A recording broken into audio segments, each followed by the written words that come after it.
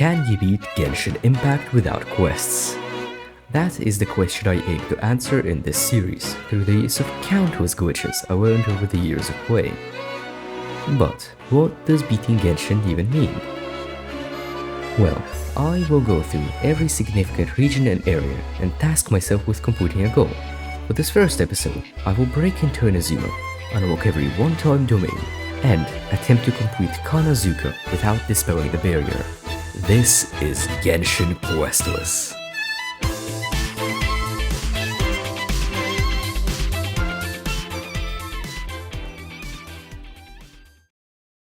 A brand new account.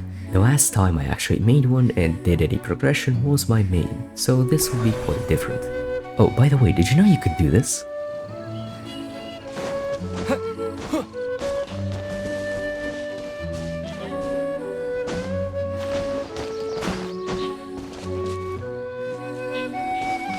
Anyways, I just finished the quest.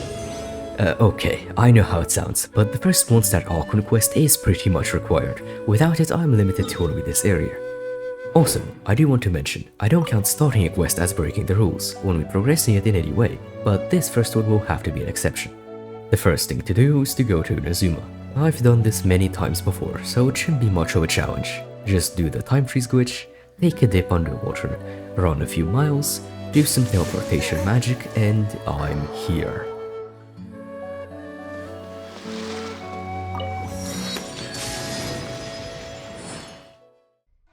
So now to present time, since this footage and account are over a year old, back from when time freeze was actually a thing. Before starting the other goals, I should do some exploration. Having the map unlocked and gaining some extra stamina would be quite nice, so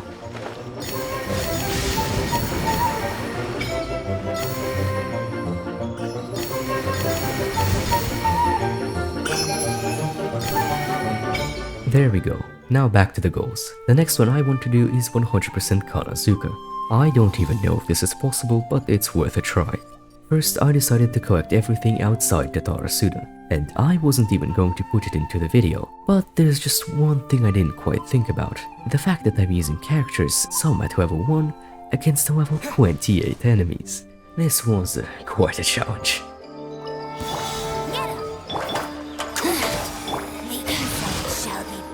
Witness the power. This moment will be frozen. Quick! Free charge.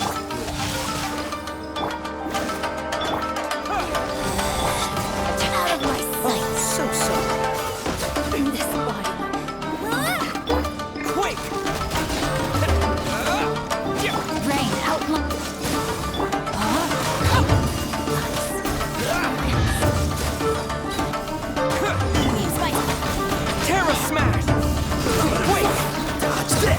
Finally, this actually didn't take as long as I thought it would, only like 4 hours. Also, there were some chests I wasn't able to get, precisely all 5 unlocked by cleansing the Sakuras in the Sakura Aberration quest. I hope this won't be an issue later.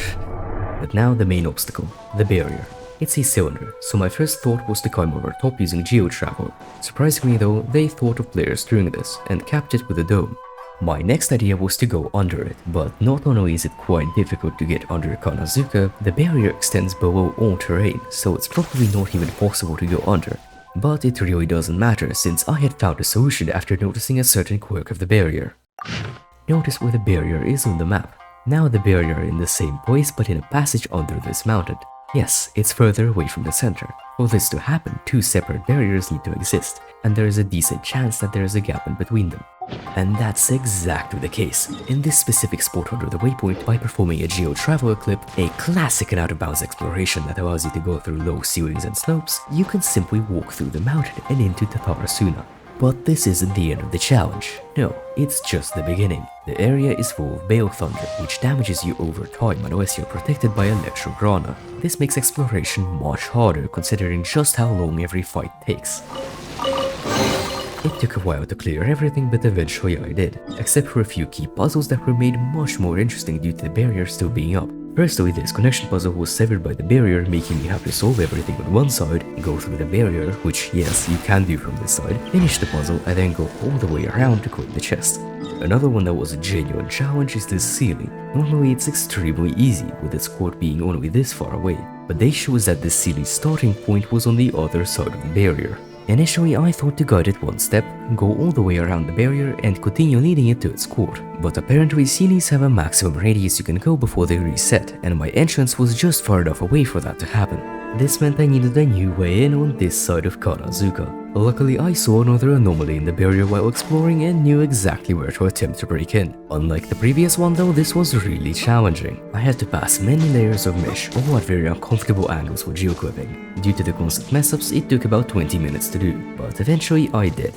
Also, there were these two chests I couldn't get. One was at the shrine since the related NPC just isn't there when unlocking Inazuma early, and the other is this one here that requires you to shoot the cannon at it. These cannons are part of the Tatara Tales quest and are uninteractable before sufficient quest progression. I tried going through out of bounds, but the chest just doesn't load in until the rocks are broken. Also, who the hell put this Oculus up here and where can I find them? It took an ungodly amount of time to get up there with the constant barrage of Bale Thunder. But that was it. Alright?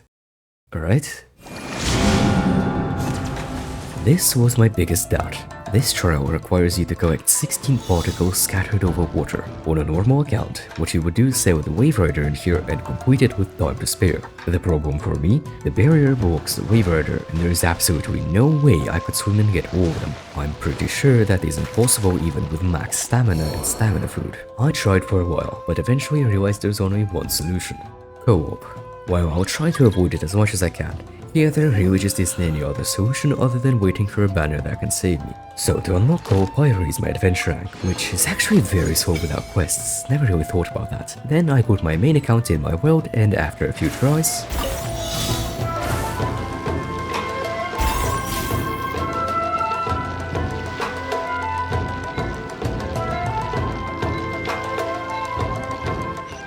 challenge completed. And that is it. This is literally everything you can get in Kannazuka without quests. Sadly though, I do have to say that I've technically failed the goal, since this is only 97% due to those Sakura Aberrism quest or chests and the two other ones I haven't gotten. Still, looks really out of place on the map, which is exactly what I want. Now time for the last goal, unlocking all one-time domains. I thought this was going to be a real easy one. On my main account I have broken into almost every single one of them, so it would be as easy as replicating that but with access to less characters. But this ended up being much more complex, even more so than everything you just watched up to this point. And it's all because of one domain, the one I always thought to be impossible. And so did everyone else, because I was the first person to break into it, ever.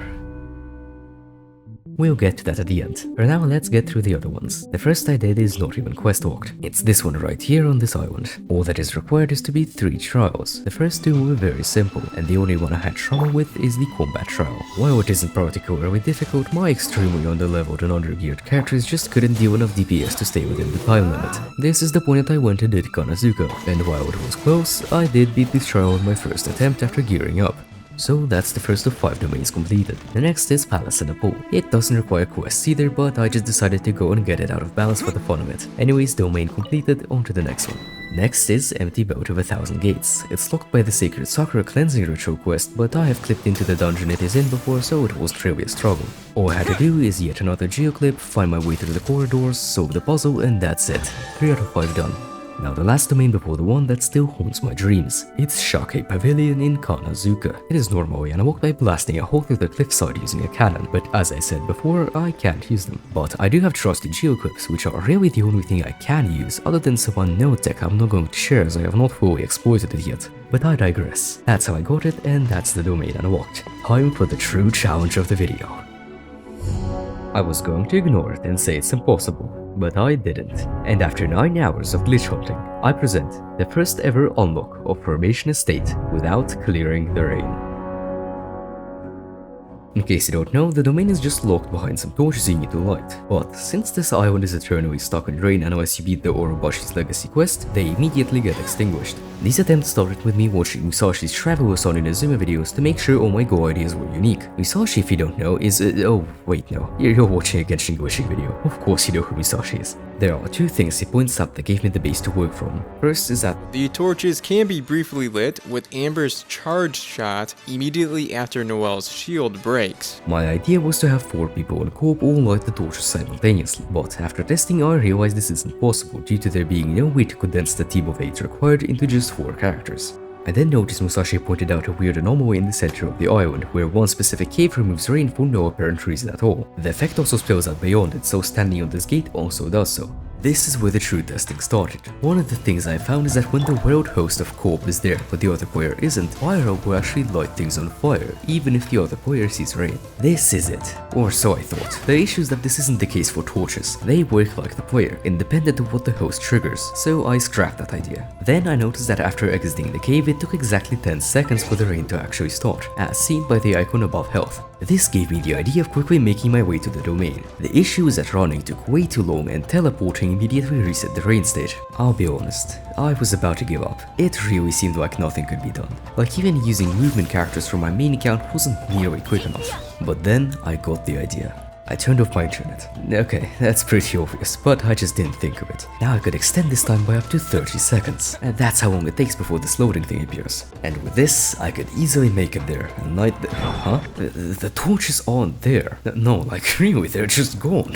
I solved the problem of getting there, only for another to arise. This time I truly felt like I failed. But I had an explanation to this, and it turns out I was right, and it helped me solve this. So, why does this even happen? Well, each entity, as the game calls it, basically just an interactable object that often glows with elemental sight, has a radius that the player has to be in for it to load in. You can even see it here with the torches. This is the same thing as what we encountered with the Sealy in Kannazuka. When I had disconnected my internet, what happened was that the server remembered that I'm standing at the gate, when in reality I was moving. That's the whole reason it worked in the first place. But even when I reconnected the internet, the server still thought the player position was at the gate, which is outside the loading radii over the torches. What I needed is a way to update my position after I made it there, and you won't believe how easy the solution was. I had to switch characters. Yep, that's it. But in the countless attempts of trying, I apparently never did so. But that was it, for real this time. All I had to do was light them up, and so I prepared and made my final attempt.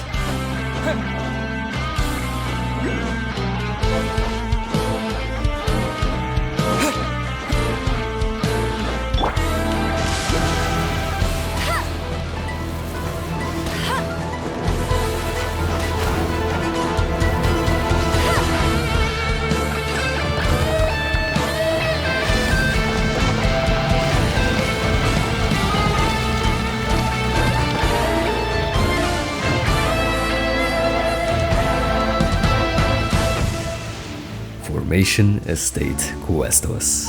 As far as I know, and I checked, I am the first to be dumb enough to break into it. Oh, also, as a side effect, I found this glitch.